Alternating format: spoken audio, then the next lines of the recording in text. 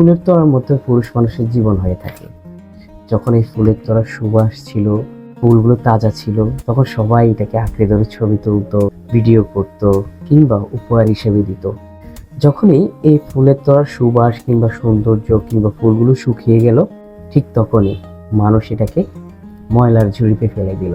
ঠিক তেমনই যখন একটা পুরুষ মানুষের জীবনে সফলতা থাকে, টাকা থাকে, অর্থ থাকে, প্রাচুর্য থাকে, সম্পদ থাকে, তখন সবাই, আত্মীয় স্বজন সবাই তার খোঁজ নেয়, খবর নেয়, তার সাথে ভালো ব্যবহার করে।